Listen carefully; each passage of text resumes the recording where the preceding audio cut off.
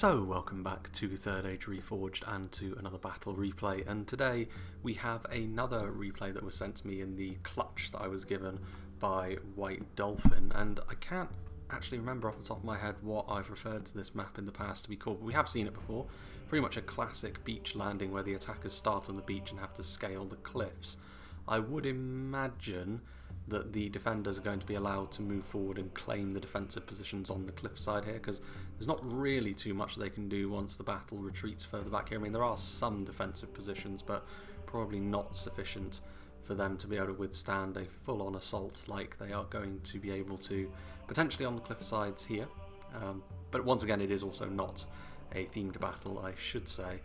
There is a real variety of factions both on the attack and the defense. I mean, I suppose well, no, there isn't really a way of making one good aligned and one not. It is once again all over Middle-earth geographically and morally.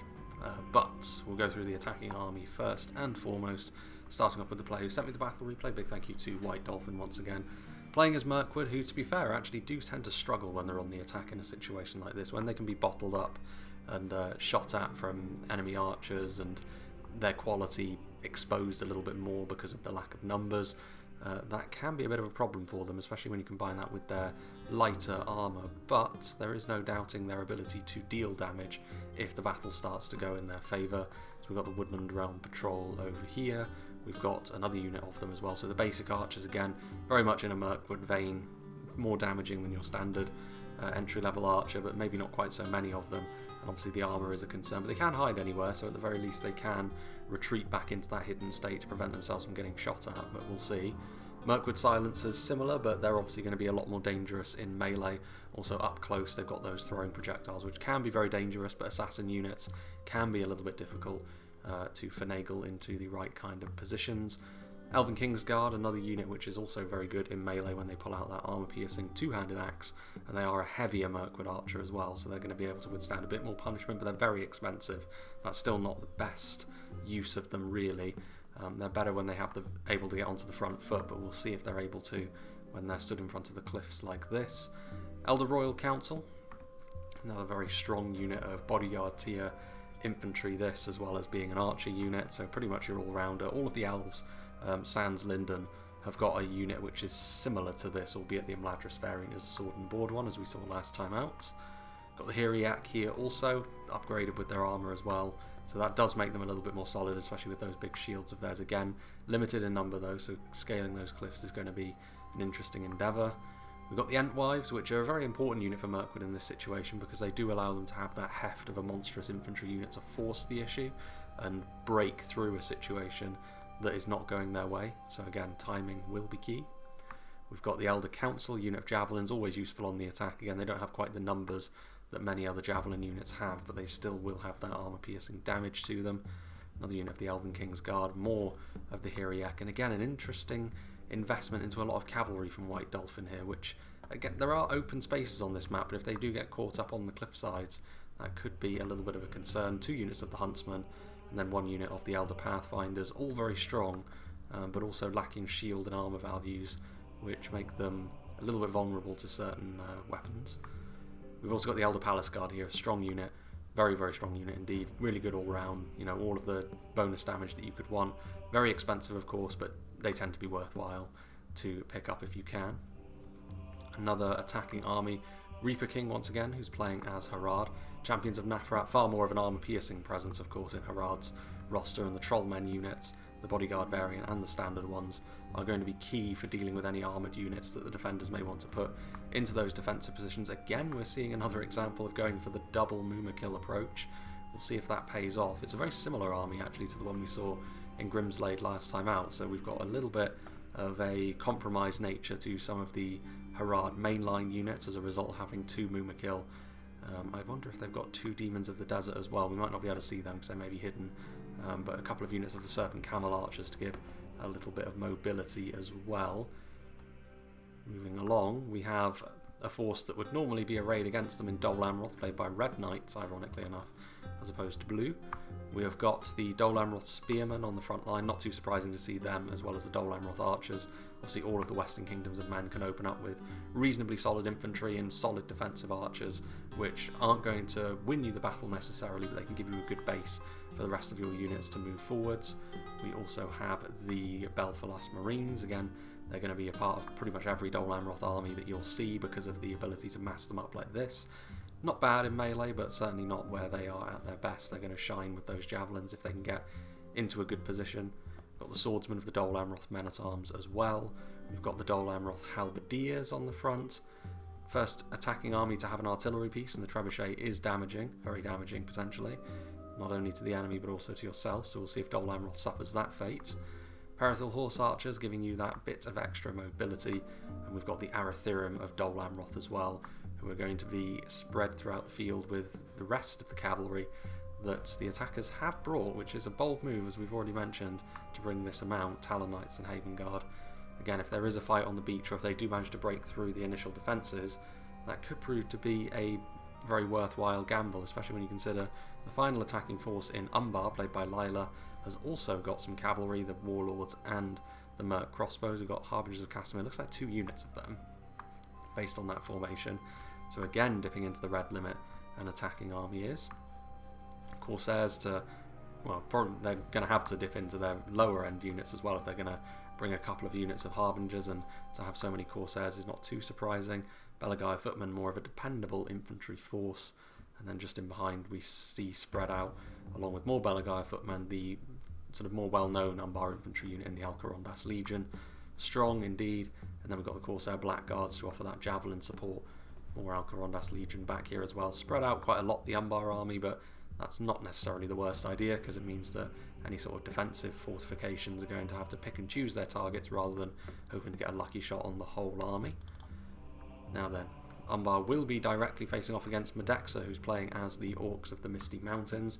Very numerous to have on the defence, which can be a bit of a problem to deal with all of its own. I mean, Umbar will have the quality edge in melee certainly, but going into the red limit on bodyguard units may prove to be a problem when this amount of units are arrayed against them. The Moria Spearguard do have that bit of armour piercing as well, which helps them a little bit in melee against opposition forces, although it is worth saying that it's not enough to completely overturn that result. They will need to rely on numbers and supporting units. Goblin Kingsguard, obviously a good unit to have at the centre of your army, just boosting everything nearby. We've got the Cave Trolls, we already mentioned monstrous infantry with the Entwives of Mirkwood, but it's a far more recognisable aspect to an Orcish or Goblin army. So to see them, they're going to have to wade into melee and do some damage to those Umbar elites, potentially getting involved against Dol Amroth as well. The Fearmongers, and just in general Halberdiers, are something which the Misty Mountains will be utilising to try and anchor their front line in place and acts as a bit of a speed bump to the higher quality units they'll be facing.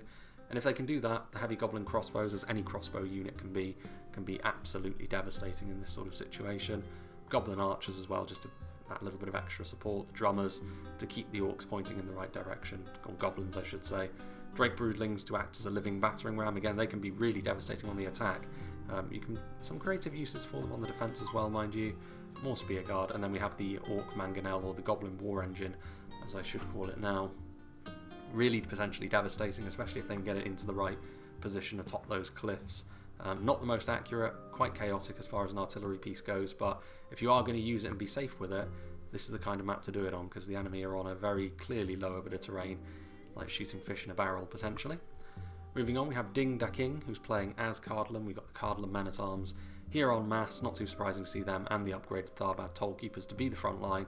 Morale can be a bit of an issue for Cardolan, as everyone knows, but they still have a solid front line in terms of their stats, especially when they're armoured up like this. They also have mercenary crossbows, so not a monopoly on that sort of unit for Umbar today, and the defenders will have a bit of a backfield situation that they will have to deal with, especially if that cavalry gets through. And speaking of crossbows, and we've already seen some from the Misty Mountains, Cardolan dip even further into that tactic with Cardolan sharpshooters with those maces in melee as well. Interesting to not see the gatekeepers, instead going for the Hearthguard of Amon Sul, more of a defensive pick, and the Tharbad Warhammers to give them that little bit of muscle in melee, which is understandable because Cardolan's infantry for the most part is relatively defensively orientated, so to have something a little bit more aggressive does make sense. Oh no, here are the gatekeepers, I'm just blind. So they're going to be there, and that's actually the general's unit as well, Halberdiers, and then also the Dunedain captains, armoured up as they are. They're going to be able to intercept most other cavalry units on the field and give them a real problem. Moving on, we have Hollow, who's playing as Numenor.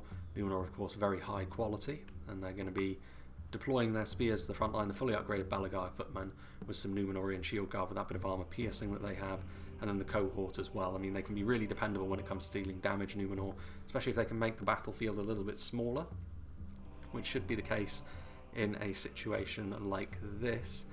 We should see their quality shine through a little bit more, but we'll see. Obviously, they are facing off against armour piercing in Harad potentially, and maybe a bit of quality from the elves as well, so they won't have it all their own way. But Balagai archers to back up the front line, not too surprising to see them. More cavalry. I mean, there's a lot of fast movers on the field, more than I would expect for the attackers, but the defenders are not defenceless in that regard. Royal Legion of Armenelos, got the Seafarers as well, very similar of course in structure, at least in the higher tier to Umbar, which should be a surprise to no one. And then finally, over here, we have Soccer Enjoyer once again, who's going to be playing as Rohan, which is an interesting force to have on the defence. I mean, if nothing else, this army is more and overturns the cavalry advantage, and that is now certainly in favour of the defenders. It's just as big a risk, if not more of a risk, for the defenders to do this sort of thing, however, because it certainly means that their infantry force is not going to be up to the task of stopping Mirkwood if they decide to go all in initially, and that was my main concern with Mirkwood. But it does mean that their cavalry can also be a real menace to the attackers as they try and make their way through the flatter and more open terrain back here. Really, these cliffs are the only thing which break the map up in behind. So yeah, red shields and all of the various Rohirrim horse archers, Riders of the Fold, and the Eastmark horse archers as well. Riddermark skirmishers, which are going to be a real menace for the enemy cavalry to deal with, because they've got those two-handed axes up close and the javelins to harass from afar. And unsurprisingly, some lance cav as well with the Sons of Eorl, the best of the Rohan cavalry, and the rest going to be Eastmark spearmen. I don't think there's going to be too many surprises here. The shield maidens, very, very deadly in this sort of battle as well.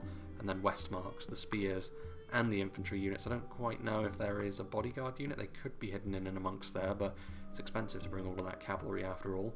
So yes, I will make a bit of a cut, because I would imagine they're going to allow the defenders to move forward and take up their positions on the cliff sides. And yeah, we'll rejoin when the battle is about to get underway. So we get underway, and I'm really interested to see actually how the Rohirrim managed to get on against Mirkwood over here, because on paper this is the kind of matchup that Mirkwood will be quite pleased to see. There's also some artillery action already happening from Dol Amroth of all things, and then you can also see in the distance the firework-like effect of the Goblin war engine. But yeah, as I was saying, on paper I really don't think the Rohirrim have too much in the way of answers in general to what Mirkwood offer. The only upshot really is the fact that Mirkwood don't do too well when they're having to be aggressive on the attack because of their limited numbers and just in general their lightweight nature. It's just whether or not Rohan can take advantage of that. Their own skirmishers, I mean, they've got a good selection of horse archers, but that's not necessarily what you want in this sort of situation. Decent spears, but no pikes to take advantage of that particular weakness perhaps for the Mirkwood roster. And also geographically on this map, because of where the mountains are, Rohan are also probably the most isolated among the defenders. You can kind of see that as well by the fact that they're having to cover 2 choke points. I mean, they are going to need a little bit of support from Numenor, I would suggest, in order to make this work, and Numenor are better placed perhaps to deal with the challenges over there. Even in a supporting capacity, that could work out quite nicely. Yeah, the Mumakil are also here, I suppose. Meanwhile, over here, between Cardolan and the Misty Mountains, 2 factions perhaps a little bit more well known for their shortcomings in terms of morale, but far more easily able to support one another. But this is also, we have seen this map before, and these choke points on this side of the beach are a little bit wider than the ones further down, so they will need their numbers and they will need to support one another if they are to get the best out of this. But again, 2 crossbow wielding factions as well.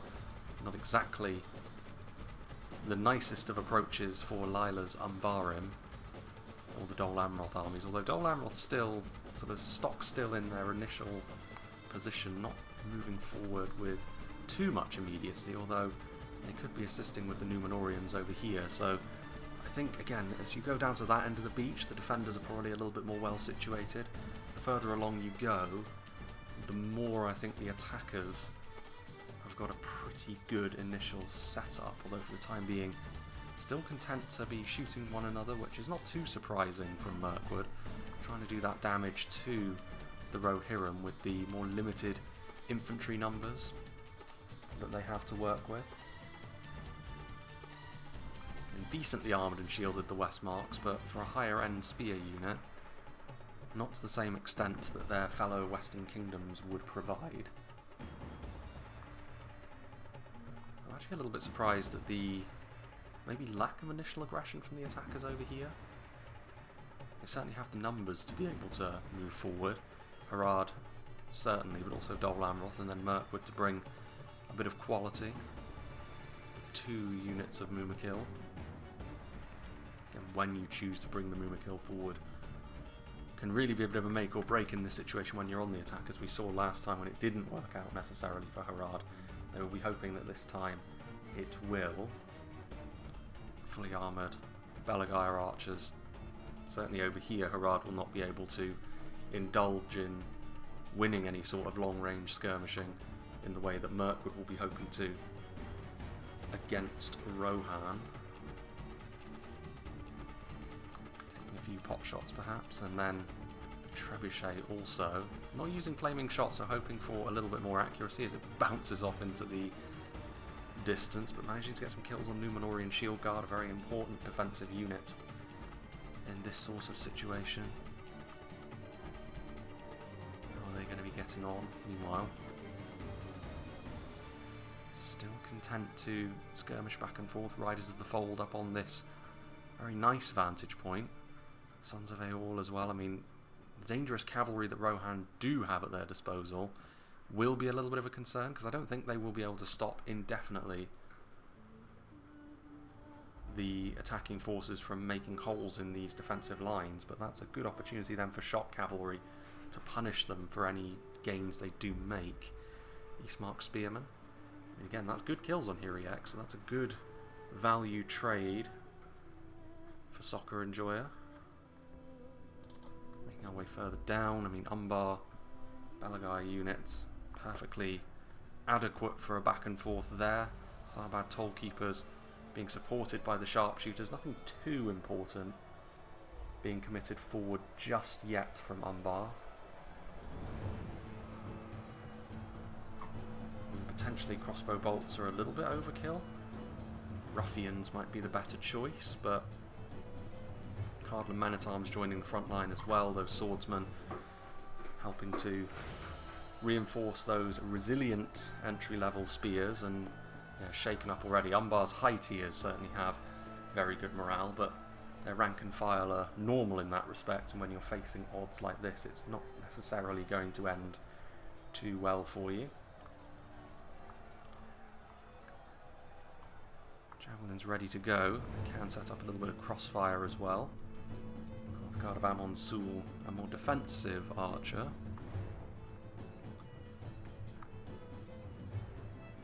Going to be an interesting back and forth between the heavy archers of Umbar and Cardolan. They're set up relatively similar. The only difference really being that the Belagair archers, in comparison to the Cardolan ones, can have their armour pretty substantially upgraded. Hearthguard of Amon Sul point blanking as well.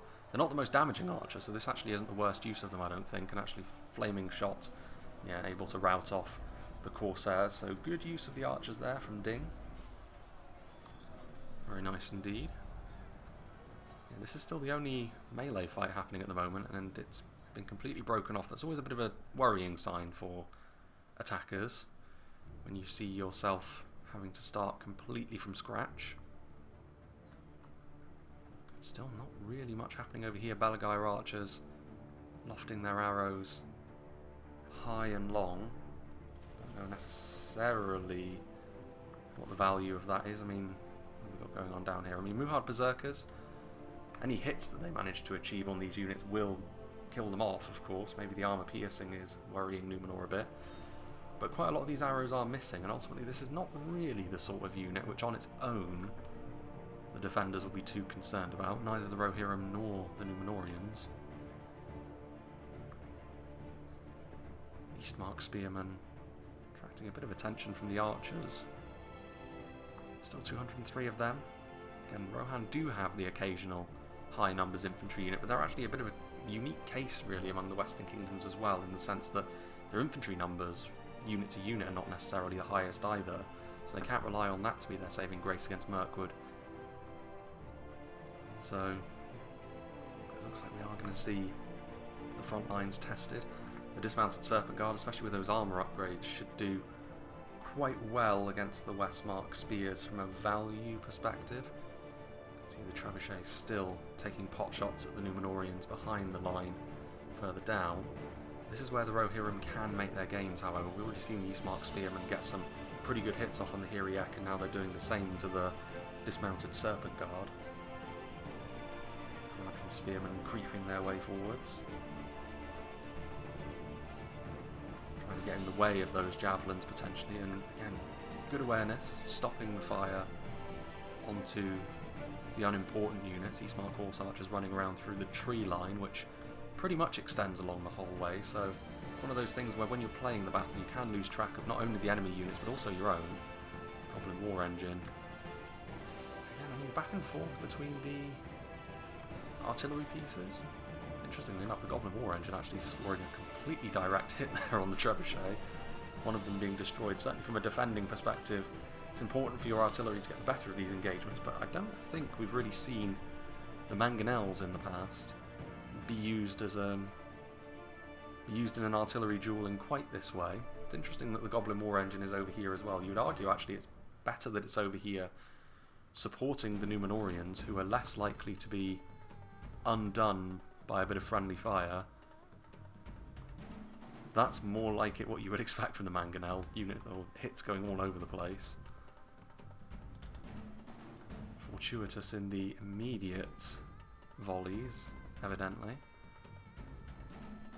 Yeah, cautious start here. I mean, it is a very intimidating defensive position trying to get off the beach, this sort of D-Day-like setup that they have. Once they get rolling though, I mean, the Entwives, another dangerous foe that the Rohirrim will have to face at some point, albeit that is one of the few instances where their armour-piercing infantry focuses may actually be more useful, considering it's not generally something that you would think of against Mirkwood, but the Westmark Spearmen holding on to the front line, 2 units against them, 1 fodder, 1 pretty strong line infantry unit, but they are getting a little bit of support from the Eastmark Horse Archers. I don't necessarily think the DPS of that is going to be enough to bail out the Westmark Spearmen quickly enough, so I think they will probably need to use the javelins from the Eastmark Spears as well. I do understand the necessity of trying to ration out those projectiles of yours, however, when you're in this kind of situation, especially considering how important that's going to be for the Rohirrim. I mean, in come the Drake Broodlings. They're going to, I mean, do probably more harm than good if they go right through the back of their own units like that. But again, in and amongst the situation here, you need to keep them moving, because I mean, as much as the Drake Broodlings can cause chaos, even though they are relatively lowly, the Haradrim Spearmen will be getting that anti-cavalry bonus damage against them. It's a good amount of damage though. Again, they're a very weird and unique kind of unit, the Drake Broodlings. They always have been ever since they were added. Causing chaos and probably evenly distributing the damage that was done there, albeit with a smaller engagement. That's where the DPS of the Eastmark Horse Archers will become a little bit more effective. Defeat now a distinct possibility for the attacking infantry.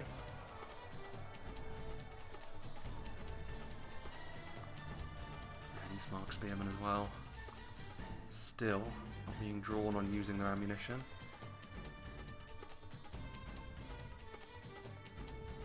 Always tell when the elves are firing. I'm sure I've said this before, but the most vocal, certainly the loudest vocals of the armies are the Easterlings and all of the Elven factions. You can always tell when they're doing something because they announce it very, very loudly. This is going to be a good addition, actually. It's good to see that they are supporting, and this is actually maybe the consequence of not attacking the Rohirrim quickly. I mentioned how they're probably the most isolated over here of all the defending forces, but they've certainly had enough time to get some support over to them, and Cardolan sharpshooters in a very nice firing nest. Looks like we're going to get the initial engagements here in the middle as well, where the Numenorians are holding down the fort. Dol Amroth potentially going to be the first ones in. I mean, Dol Amroth's spearmen are not going to get through the Numenorians with any sort of speed.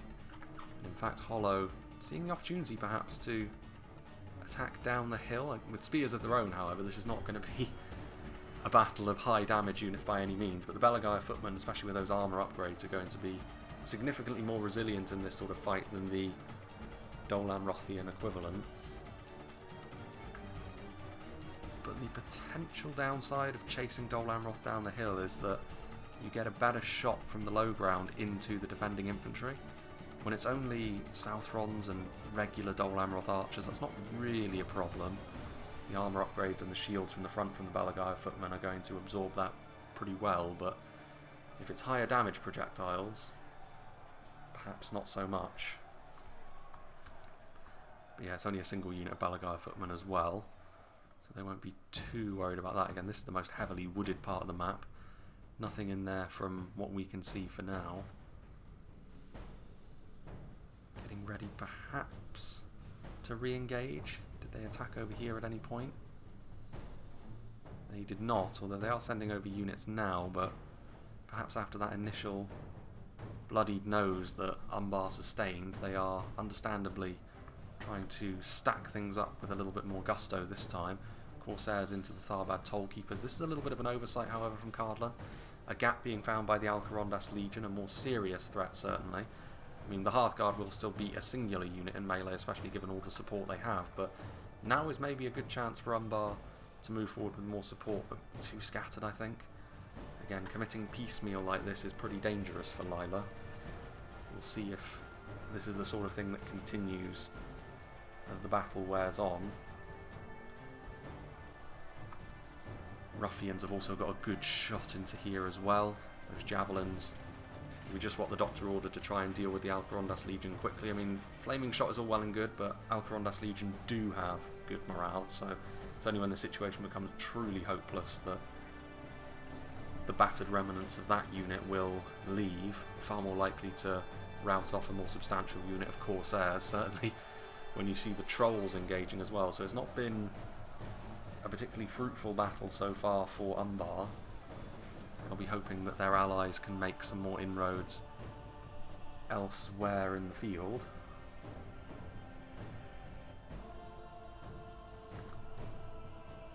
Men-at-arms still in reserve as well, and numbers certainly in the defenders' favour over here. Sharpshooters also in place.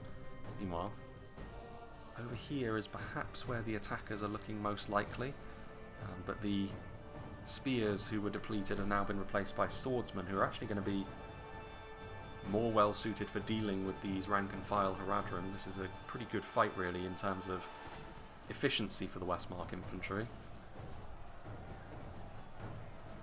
Support coming in from the Eastmark archers, or Eastmark horse archers I should say, once again. Yeah, victory seems certain. Southrons are in and amongst the regular Haradrim spearmen as well, with that little bit of armour piercing, which is not completely wasted against Rohan, but it's not quite the boon that it would be against the other Western kingdoms. Echo there, Elder Council not firing, it's the Wooden Realm Patrol who are streaking a few fire arrows into the trees. This being the target, the Goblin War Engine. I mean, fire arrows are the right call, because burning the artillery pieces is far more likely than killing off the extremely numerous crew that the War Engine has. The crew itself is not very good in melee, but sustaining casualties, as is the way of the Misty Mountains, they are pretty adept at.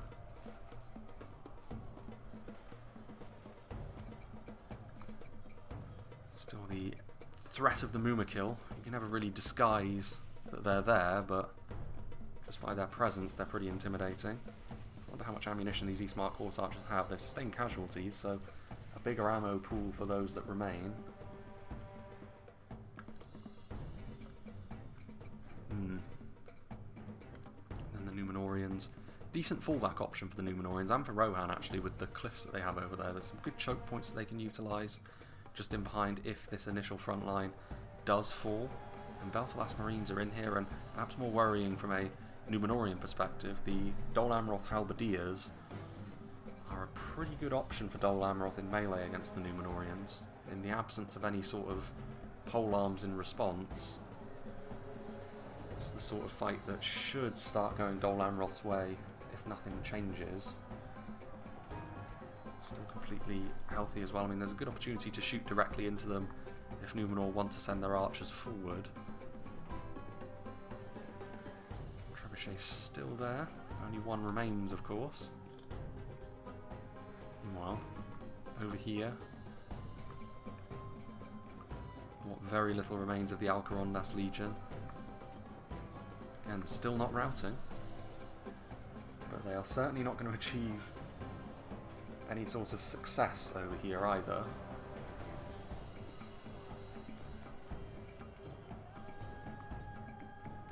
Cardolan sharpshooters still.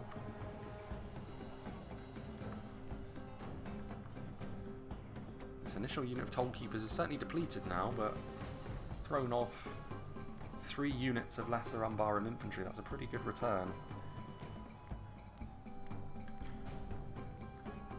Operating as that defensive line, as is their function. Some of the cave trolls getting a little bit bloodied up, and I mean, again, they are the least resilient of all the combat trolls in the game, but also the most numerous. Meanwhile, Dol Amroth getting some Dol Amroth archer support. Parathil Horse Archers briefly thought about coming forward. They were an interesting pick once again. Serpent Camel Archers as well from Harad. Again, the poison projectiles. You're not going to rout off the Numenorians, and also from the front here, I mean, a bit of extra support is appreciated, I'm sure, considering Dol Amroth and their position. Balagyr Archers only in melee now.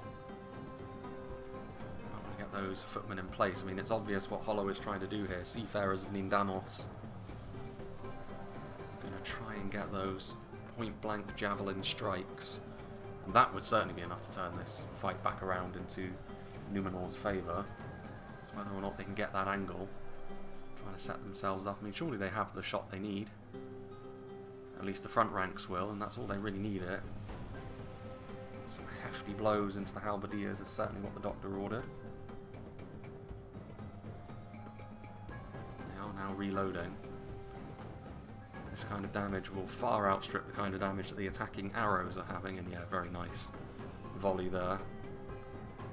Seafarers as well, good enough in melee to the point where dumping their ammunition now and having them be an infantry unit later is good enough for Numenor.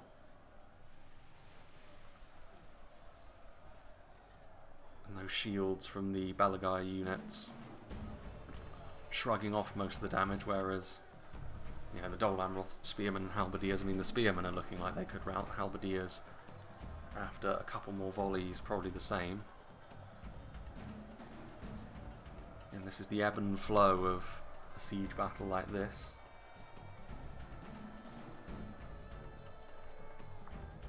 That is the entirety of the ammunition from the Seafarers. They're a relatively short-lived ranged unit, but again, in melee, presence of those axes probably wouldn't go amiss now either, because Dol Amroth is still marching forwards. Again, there is a whole nother unit of footmen and the Seafarers ready to respond, but still, having a look over here, Mirkwood shifting over to try and support Harad's advance, and the Sons of Eorl, like I mentioned, as soon as the front lines start to look a little bit thin, that's a good opportunity for the shock cav to come charging in. That looks to be exactly what they were doing. And now also Shield Maidens throwing axes. And we have mentioned in the past how the Serpent Guard are not necessarily the most resilient. I don't know if you need to use any more throwing axes now though. The shock cavalry can certainly pick up the baton and do the heavy lifting from here.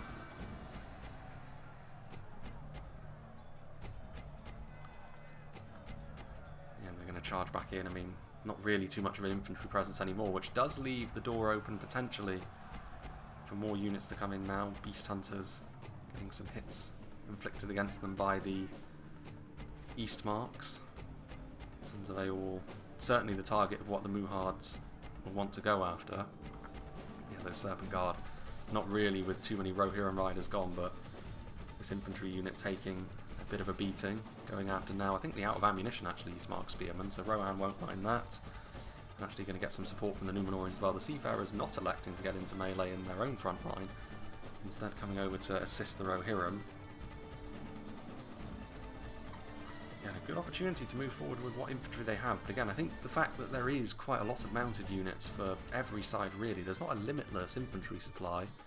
Probably the best suited for that sort of warfare would be Cardolan and the Misty Mountains from the defenders, the other side of the map. Maybe that's why we're seeing some healthy doses of caution from the attackers here. Oof.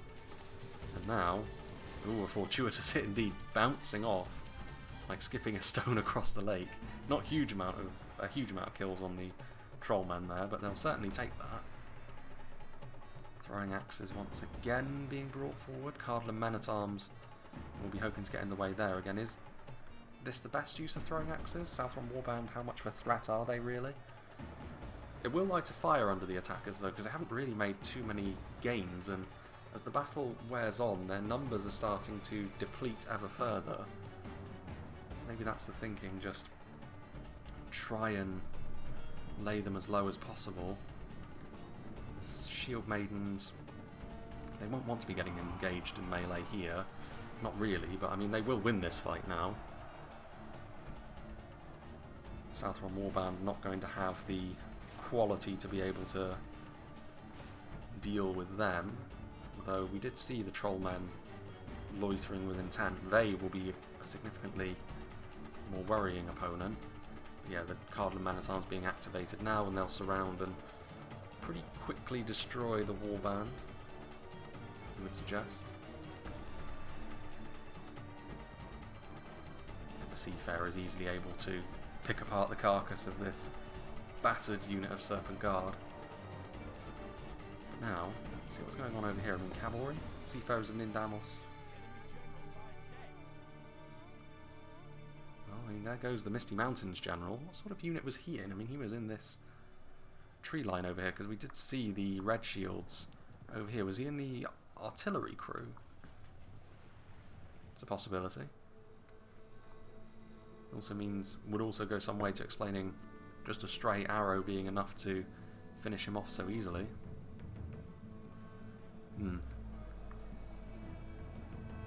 Eastmark Horse Archers, another unit of them getting into position now. Camels moving forward, seeing a gap. I'm surprised they didn't do this more quickly really, but again taking advantage of hidden units in the tree line. Javelins going to be firing in, going after the Trollmen. They are the bigger threat by far over here. I'm sure the Eastmark Horse Archers will be going after them as well. Oof.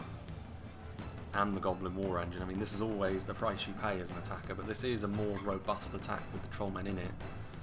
And the Trollmen would make quick work in an even fight of the Cardolan men-at-arms, so it is going to be really incumbent on the ranged units to be trying to do the business here. I mean, so far, the defenders have had the better of this. I've been quite impressed with Rohan as well, given the fact they're not the most natural defensive faction, but they've made the use of what tools they have quite well so far. It's just whether or not they can keep it up against the heavy-hitting Harad units and the quality that Mirkwood are inevitably going to bring later on in the game. It's not as if the attackers have committed anything super important to their cause just yet. Halberdiers on their last legs.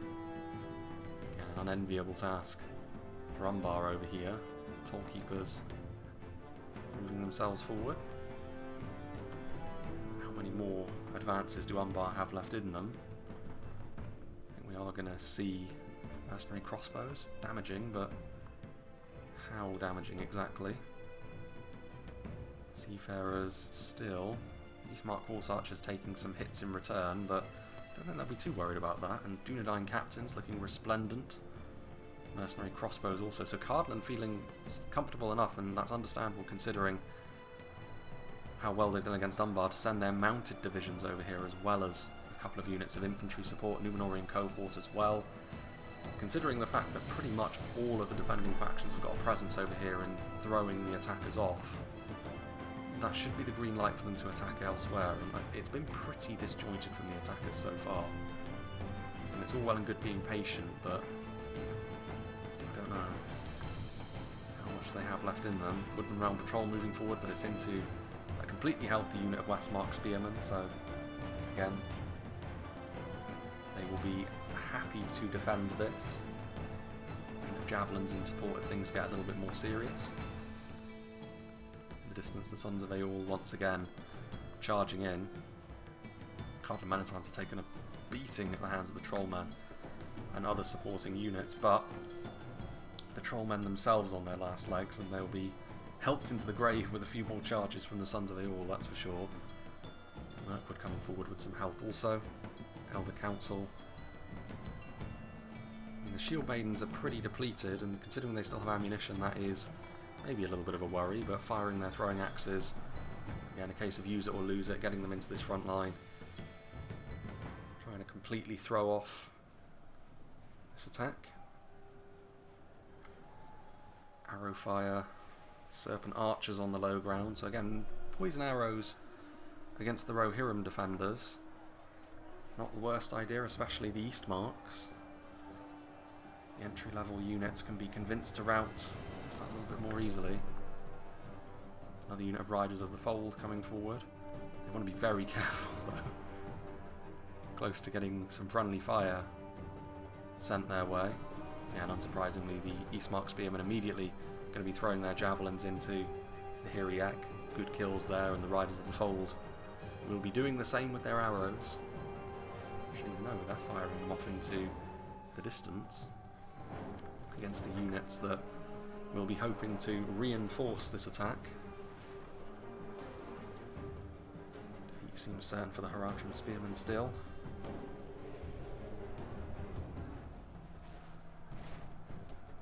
Good damage being done. Merc crossbows in the background, Cardolan sharpshooters opening up now as well. The secondary unit of Hiriak, the target of their ire. Yeah, and I think they realise that, which is why they're now going to try and scurry away. Understandable, indeed. The Entwives, though. That's a big moment in the battle, this, because they are going to need something pretty serious in response. I mean, they've got throwing axes and crossbows, but ranged units, even when they're this heavy hitting, don't tend to be able to kill off monstrous infantry quickly enough, really, and Rohan's infantry corps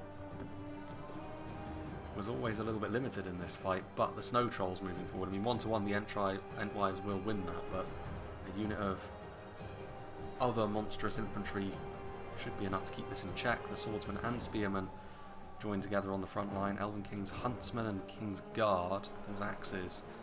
So certainly more of an aggressive edge now. It's rare that you'll see Mirkwood barrel forward with this kind of gusto, but I think it is needed in this battle from the attackers now, because if things were to stay as they were,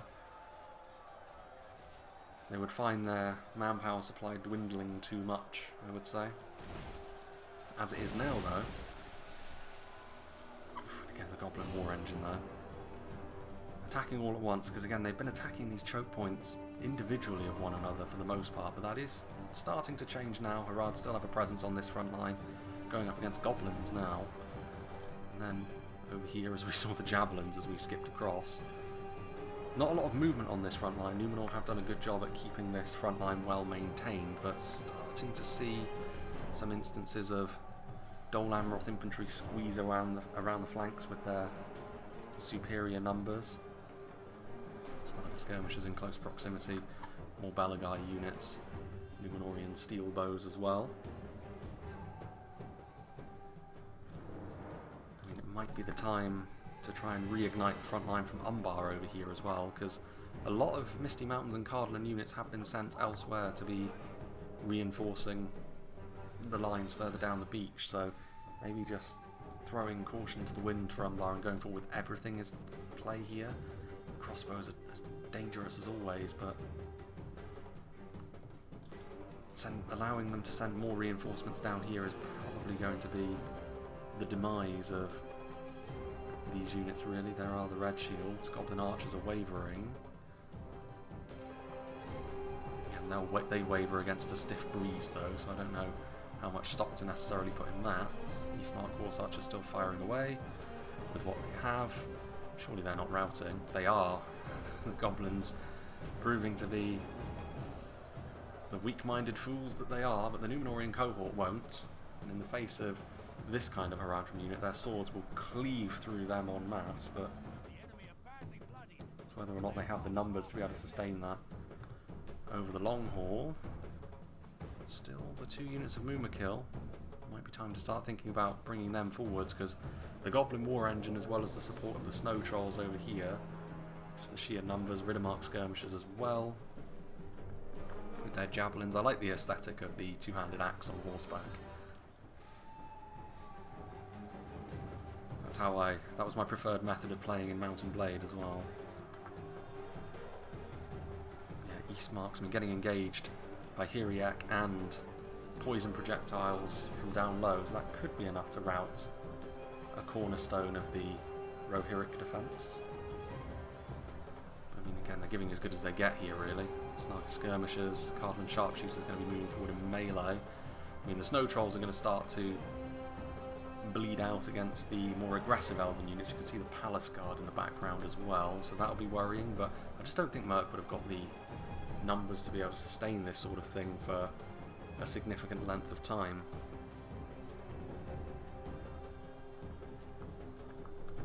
And again, I think the defenders will be pleased with that. Can they make something happen over here? Serpent Archers now moving forward, pretty robust unit in melee as well. Giant two-handed Shotels that they wield are a unique looking weapon as well.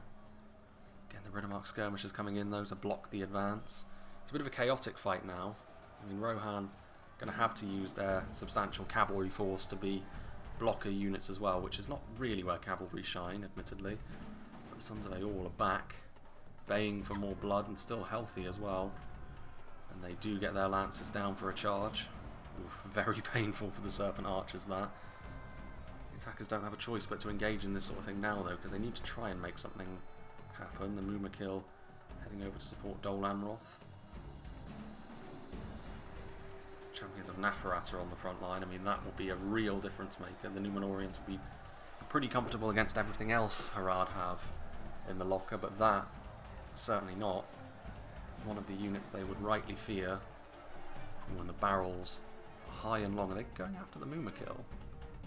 They are. Close run as well. If that's not enough to convince you to use them or lose them, I don't know what is. Riddermark skirmishers still being a bit of a menace in the backfield.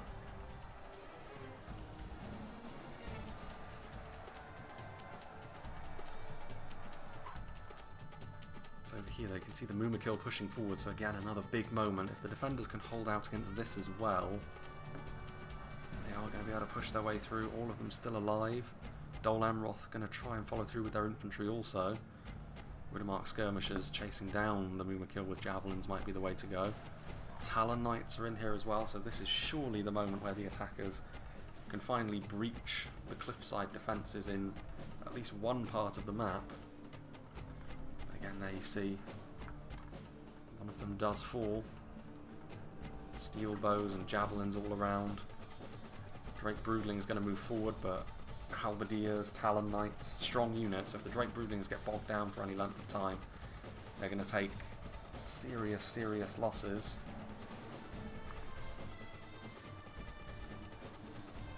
And then steel bows with their armor piercing. Yeah, the Talon Knights are a good choice of target. The Ruffians as well. Again, the web of damage the defenders have been able to set up with crossbows, javelins, archers, armor piercing or otherwise has been very impressive in this fight thus far. If they do go on to win, that will be a big part of why their defence was as effective as it has been. Cohort plugging the gaps that Dol Amroth are making now. ANFALAS Marines on the way forward. They may have ammunition, they may not, but I think at this point just numbers to try and establish a beachhead at the top of the cliffs is the most important thing. Try and get those fast movers in here as well. Shooting circle from the Perithill Horse Archers. More Marines, Archers. Yeah, throwing everything forward is surely the way here. The mighty Haven Guard are a part of this assault as well, so it is a bit of an all or nothing kind of situation for Dol Amroth. The Mumakil do all fall, but the chaos they've created has allowed Dol Amroth to move forward, and that's why I'm surprised it took this long for the Mumakil to be activated, really. Over here, meanwhile, Umbar, once again, suffering the same fate they've suffered really throughout the entire game, and now bursting forward are the Dunedain captains, who didn't get committed on the other side of the field. They came back, and now they're going to go after the Rangers that are in behind enemy lines. Really good opportunities to get some good value there. Gatekeepers, and surely a big part of why Umbar have been helpless really is the numbers they've had to try and push through, but also the crossbow presence over here was always going to be a bit of a losing proposition for Lila. Going for the slow burn approach rather than being the first ones in was probably the play here, because now as we enter the final phases there's really not much Umbar have left in the tanks. They're not really going to be a great contributor to their team's efforts here.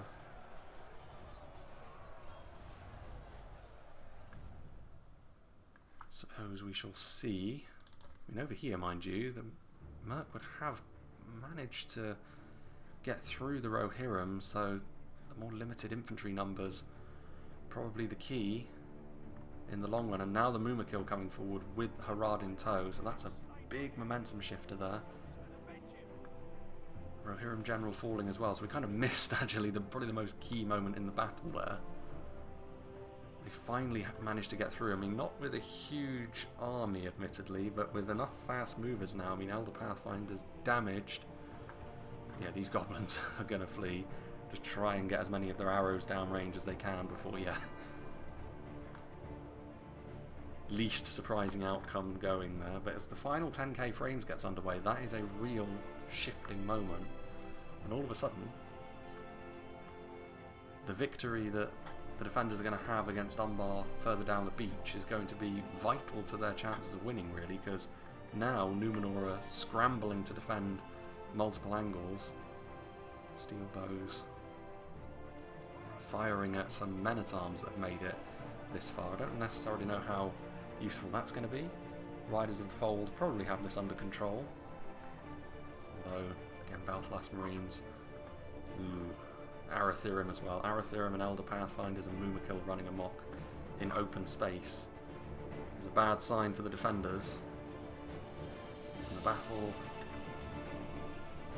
now, I mean, the tide has certainly well and truly turned. The defenders need to set themselves up in a good position here. Numenorian Vanguard going to be absolutely no match for the Arathirim or Elder Pathfinders up close as they are. Camels are also in here as well. Yeah, the Vanguard breaking almost immediately. This little encampment on this high ground is probably the best position to try and mount a sustained defence, but I don't think there's really much left. I mean, the Red Shields, they are a melee cavalry unit, and with the numbers they have, probably should overwhelm the Elder Pathfinders.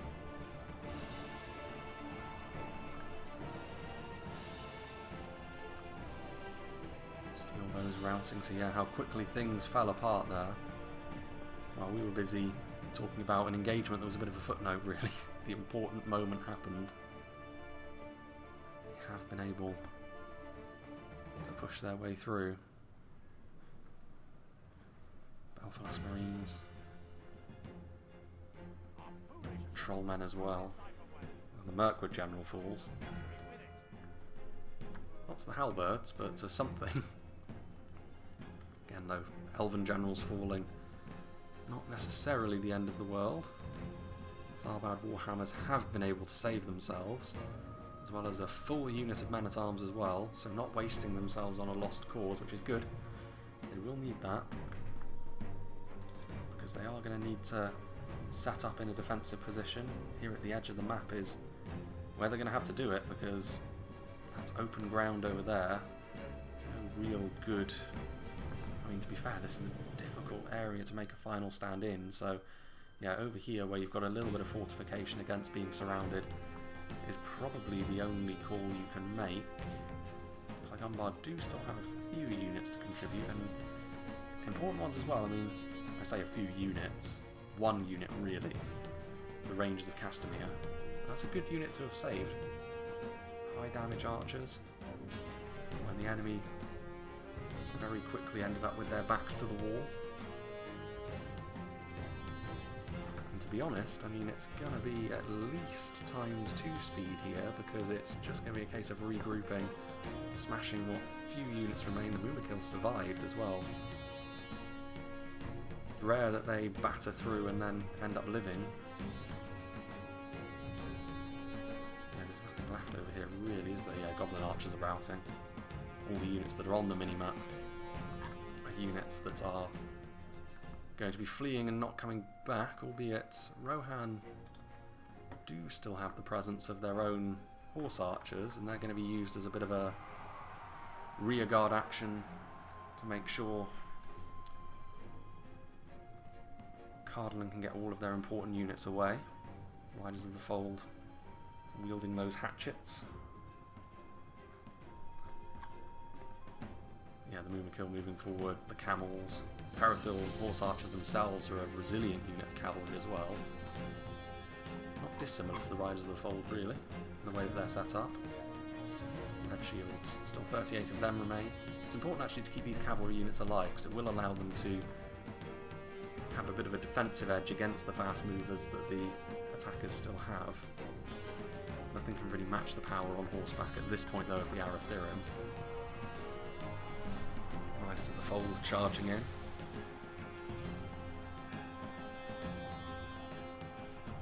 Doing a decent amount of damage as well.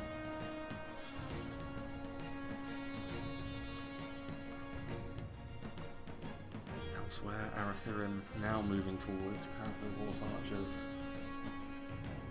menacing the flanks and still with some ammunition left to them. Sons of Aeolus still alive as well actually, so they kind of do match the power, but I mean their numbers far fewer than the Dol Amroth knights that they have arrayed against them.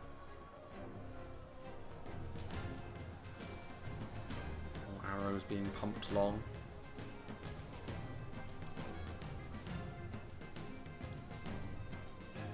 And the Mumakil sweeping through the trees.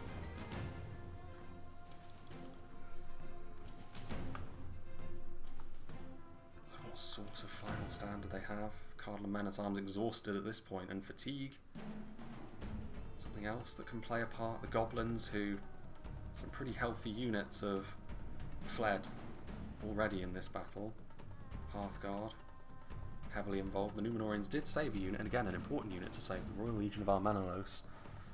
Not an easy unit to lay low. And the Parathil horse archers still red shields, doing a good job of being that screening unit, but I think they did just, or the Riders of the Fold, I think, very depleted, just routed. There was like one or two of them still there, so again, not the most surprising outcome, to be fair.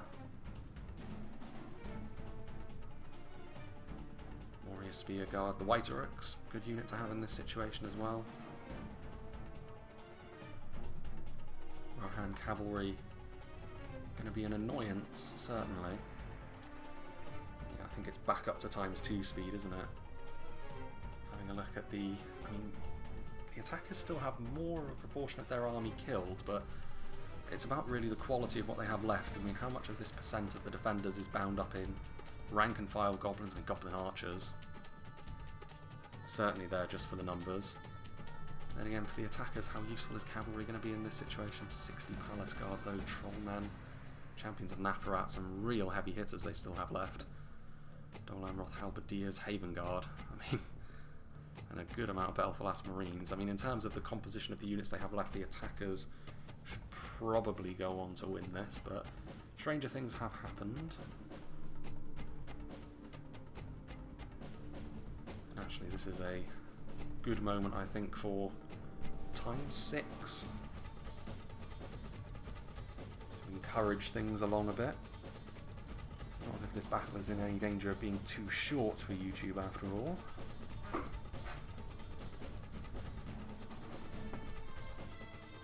attack from this angle as well, albeit the crossbow units that the defenders still have left. Probably the most dangerous thing for them. What are they going to try and do now? Elves wheeling around over here. This is an interesting angle to attack from. I mean, attacking from 2 angles is surely the way to go here, and indeed that is what is going to happen. And with the level of quality, I don't think it's possible for the defenders to play whack-a-mole to the extent they will need. Royal Council, the Silencers, the Elder Council as well. Going to be launching a few javelins downrange. Blackback Berserkers. Not bad unit to have in the back pocket here, but they're going to be outmatched by the Royal Council, and there you can see the Boomer kill as well. Tharbad Warhammers, I mean, both sides have got some pretty damn good units left, but difference is more of the attacking armies have got more of what you would want in this late stage, whereas for the defenders it's really just Cardolan and the Misty Mountains that remain, following their solid performance against Umbar. Forward come the Mumakil. I mean, in all fairness, the Gatekeepers will probably do hefty damage to them if they remain in melee too long. Yeah, and as soon as I say that, of course, already bloodied up. I mean, the fact they're still here to have an impact, though, was always the key. Palace Guard going to rip their way through those man-at-arms as well.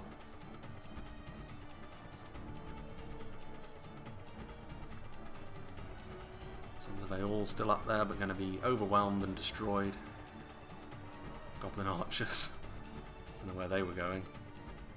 Thinking about fleeing, but then coming back, but then they will inevitably go straight back to fleeing again once they get into melee, albeit this time outside the player's control. Champions of Nathrat with the Trollman. There goes... Was that the Rohan general? Whose general died earlier then, was it? I mean, I think the Numenorian one is still alive. Guess it must have been Cardolan's. But yeah, I mean, the White Uruks can hold them at arm's length to a certain extent. More goblins and Royal Legion, so the Trollmen could end up being overwhelmed here, but this is only one part of the larger whole. Answer forces evenly matched. Victory, a distinct possibility. Cardolan Men-at-Arms routing, and yeah, this is the problem with having Cardolan and Misty Mountains be the last one standing, even if things were a little bit more evenly matched in terms of the qualities of both factions, or all the factions that remain. Morale is always going to crumble for the Goblins and the Men of Cardolan more quickly than it is for Mirkwood and Old Amroth. Sharpshooters. There goes, I guess, the Haradrim general. Arathirim, though, filling their boots in terms of kills in behind enemy lines.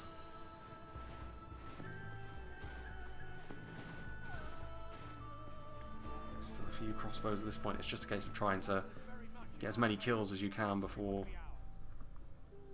the inevitable downfall of your armies. Elder Council there. Calling Kingsguard and Palace Guard and Haven Guard. What a mix of things. Talon Knights as well. 4 bodyguard units that the Tharbad Warhammers are being faced with. I really do like the upgraded unit model for the Tharbad Warhammers, though. Yeah, the admissions of defeat are starting to come in now. Can't really blame them for that. Warrior Spearguard routing. I don't know if Medexa is actually one of the players who admitted defeat. It's possible, but also it's entirely possible that this is just a general rout from the Goblins. I think they probably would have lasted a bit longer. It's got to be the Cardolan general, surely. Captured. Unlike the vast majority of his men who have perished. Clean up duty now. Yeah, it's going to be just about 10%. It was a big turnaround from the attackers. Again, like I said, unfortunately we kind of missed the most important moment in the battle when Mirkwood and Harad were finally able to break the Rohirrim, and I guess the lesson there is the fact that Rohan played very well, but they just didn't have enough infantry to hold on to those front lines. Their cavalry did a good job early, but then again they just ran out of steam. And the defenders did send support over there, but maybe not enough. I think the scale of the victory over Umbar maybe warranted Cardolan and the Misty Mountains sending even more, even sooner. That is maybe where the defenders could have turned things around. It was definitely within their grasp to win this fight, I think. It's just they ran out of steam in the end. But what can you do? I think it was well executed by the attackers in the end. Again, it was dangerous for them to be so disjointed early doors, and that's why I think the defenders did pull out to that lead in the first half. But second half, can't argue with the results. A fine victory indeed. And the quality did tell. It was a bruising encounter for Mirkwood, but it was also a good example of how they can be so dangerous on the attack. And there they go. The general was the last one alive. The Numenorian one, Ar-Pharazôn, stood alone. But there we have it. And yeah, like I said, I think the defenders did well, to be honest. It was just a case of maybe Cardolan and Misty Mountains needing to send more across. I think that's the only thing they could have done differently. Again, there's individual choices of where exactly to put your units, what you're using your ammunition on, smaller things like maybe the Shield Maidens being a little bit too open. But from a sweeping perspective, that's the only change I would have made. And I think, again, the attackers kept their cool under pretty grim circumstances in the first half and were able to turn things around, so that's good. In terms of kills, I mean, pretty sporadic because, again, the sizes of all the various armies, attackers and defenders, was very mix and match considering the completely non-law friendly setup that this battle was. But having a look at what did the damage for Mirkwood, who usually get more kills, but then they were up against a relatively small Rohirrim army that they struggled with early doors. Pathfinders did well, so that would have been when they finally managed to break through the initial front line. The Entwives as well. Obviously, Rohan didn't actually have any of their armour-piercing infantry today. Stuff like the Westmark Marshals would have been the choice. In the end, the Snow Trolls were what was sent against them, but still, the Westmark units were not thrilled about the Entwives being there. But again, the rest of the units, not a huge amount, and that's a sign of how difficult they found it early on, but eventually, of course, they did manage to surge forward the Palace Guard in the late game as well. Most of the impressive Mirkwood numbers come from the late game when the attackers did manage to seize the momentum. So yeah, big thank you to White Dolphin for sending this one in. Big thank you to all the players as well for being a part of this battle replay. Again, the efforts to clear out that long backlog from my hiatus still continue, and this is one of those. Still got a couple from White Dolphin, got a couple from Hidden, got one from Tommy, which is an interesting sounding one of a Haradrim sort of tribal / non-tribal civil war, which probably will end up being the battle that comes out after this one. I think that one actually was way further back in the backlog than I first imagined. It's the earliest one that I'll be trying to clear, but yeah, that one will be up next. Obviously, there's still the matter of currently running custom scenarios and such, adding to things. So yeah, we will continue in that vein. So big thanks to all the players once again. I hope you enjoyed this, and hope you'll join me for whatever is next.